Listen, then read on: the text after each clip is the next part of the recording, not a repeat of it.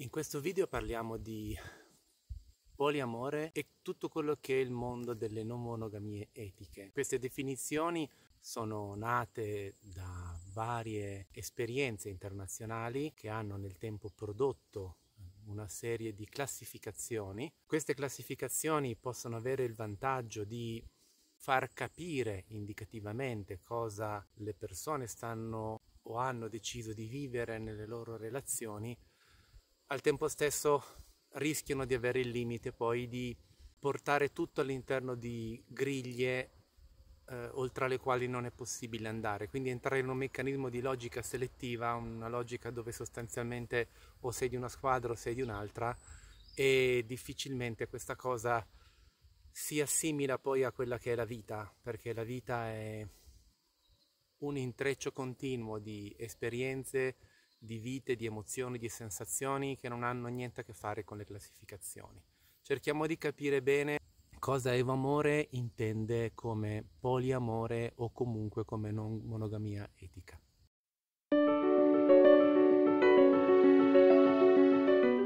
Io credo che la non monogamia etica venga chiamata così per il semplice fatto che nel momento in cui le persone scelgono di avere più relazioni, decidono di farlo in trasparenza, cioè decidono di farlo comunicandolo alle altre persone. Questo viene definito poi genericamente non monogamia etica, cioè che distingue questa cosa dal classico adulterio, dal classico tradimento, dal fatto che quindi vivo delle altre relazioni di nascosto, facendo finta, generando questo clima, diciamo, di non detti, di compromessi che purtroppo abita tantissime coppie nel mondo. La non monogamia etica quindi in teoria dovrebbe essere una sorta di applicazione corretta del vivere relazioni diverse con altre persone, al tempo stesso facendolo in modo pulito, in modo trasparente, quindi facendolo sapere alle altre persone. Fosse tutto così facile, probabilmente avremmo tantissime non monogamie etiche nel mondo, probabilmente ci sarebbe anche una certa concorrenza con quello che è unanimemente conosciuto come il rapporto più diffuso al mondo, cioè quello di coppia. Non avviene questo perché non è sufficiente essere trasparenti o dichiarare delle cose all'altro partner perché tutta questa cosa poi funzioni.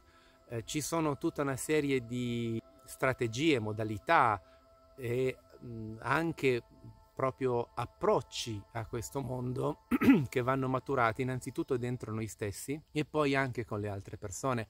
Purtroppo non è così automatico nel dichiarare qualcosa a qualcuno di arrivare immediatamente al risultato di quello che vogliamo ottenere. Beh, intanto definiamo che cos'è il poliamore all'interno del nostro contesto filosofico di Evo Amore.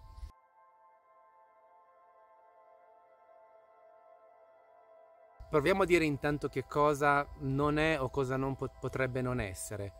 La coppia aperta dal nostro punto di vista non è una forma di poliamore, ovvero la coppia aperta, cioè quelle persone che hanno un rapporto di coppia privilegiato intorno a quale sviluppano relazioni che definiscono secondarie, quindi non meno importanti in termini di intensità, di scambio, di sessualità o di quello che vogliamo definire, ma di priorità in termini sia di tempo sia di se devo scegliere o comunque scelgo comunque questa relazione prima delle altre. Quando esiste questo tipo di contesto, quindi un contesto che ha una sorta di gerarchia relazionale al suo interno, dal nostro punto di vista non si può definire esattamente poliamore. Sono relazioni allargate, sono relazioni di coppia allargate che quindi prevedono altre relazioni che si intrecciano a quella principale, ma esiste comunque un fulcro centrale. Questo fulcro centrale è quello della coppia, una coppia diversa dalle coppie ordinarie che sono coppie esclusive, ma comunque resta una coppia. Anche il single che vive più relazioni con varie persone, anche contemporanee, ma con le quali non sviluppa quello che noi abbiamo chiamato fuoco della passione, quindi non sviluppa una vera relazione di intensità, quindi si ferma sempre un passo prima cioè arriva a un punto di coinvolgimento nel quale iniziano a muoversi delle energie molto importanti e fa un passo indietro, quindi non si fa mai troppo coinvolgere nella relazione. Ecco, questo tipo di modalità, che sia sostitutiva, cioè uno dietro l'altro, o che sia contemporanea, nel nostro mondo di Evo Amore lo definiamo comunque sempre single. Il single è una persona che può sviluppare più relazioni rimanendo al centro di sé, ma se lo fa senza accendere i fuochi della passione, quindi senza accendere quell'attrazione, quel livello di profondità maggiore che si genera entrando in un campo specifico di cui abbiamo già parlato, questo rimane comunque sempre un tipo di modalità di rapporto che non può essere definibile poliamore.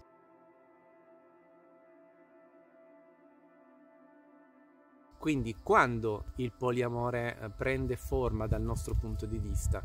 Dal nostro punto di vista comincia a prendere forma quando più di 2 persone iniziano a stabilire una relazione paritaria, ovvero quando queste persone decidono di amarsi con la stessa intensità, o una persona decide di amare più persone con la stessa intensità, quindi facendosi coinvolgere completamente e senza determinare il fatto che una è prioritaria e l'altra lo è meno. Da quel momento in poi questo è poliamore, cioè noi lo definiamo poliamore.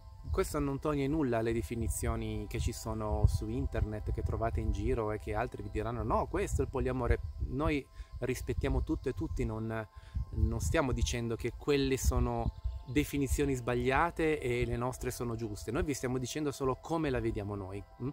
Quindi da questo punto di vista, per tornare al discorso del poliamore, il poliamore è un qualcosa che determina una sorta di equilibrio nel rapporto del rapporto proprio sentimento e scambio di sessualità, sentimento, energie. Quindi nel momento in cui io decido di avere, come in questo momento sta accadendo nella mia vita, quindi io in questo momento ho 2 relazioni che sono paritarie dal punto di vista sentimentale, quindi entrambe sono per me fondamentali, posso avere anche delle altre relazioni che sono di minore importanza da questo punto di vista. Queste 2 relazioni sono 2 relazioni che sono allo stesso livello, sono diverse tra loro, hanno caratteristiche differenti, ma di fatto sono allo stesso livello. Se dovessi scegliere tra l'una e l'altra non lo potrei fare. Questo per noi è poliamore, quindi è già un punto che noi definiamo essere poliamore.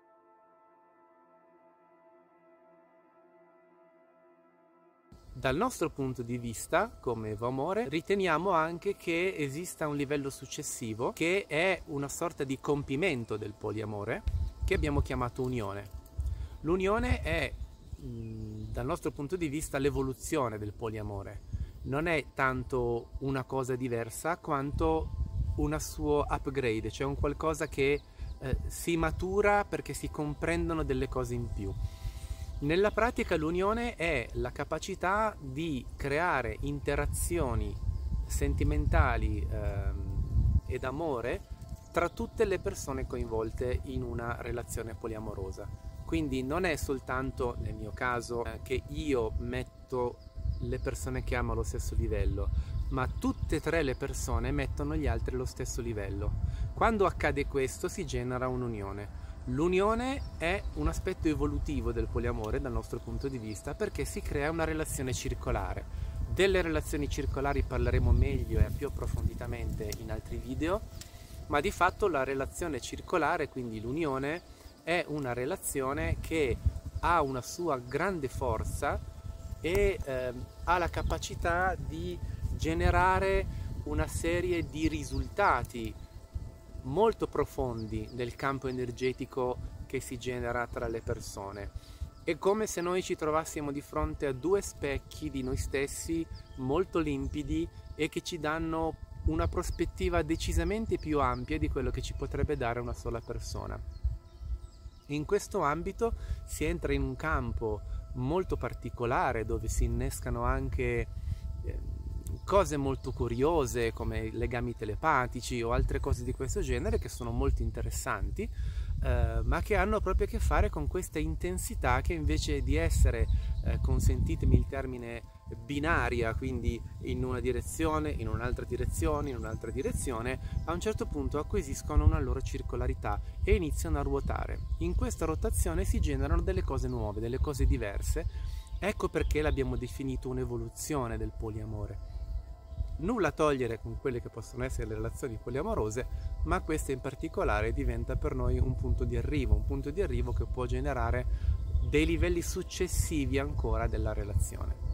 Spero che questo video vi sia piaciuto e questa è una giornata bellissima. Mettete un like se avete apprezzato quanto vi ho portato, mettete commenti, nel nostro sito trovate vari riferimenti per contattarci qualora desideriate costruire con noi un percorso di crescita collegato alle relazioni e sentimenti. Al prossimo video.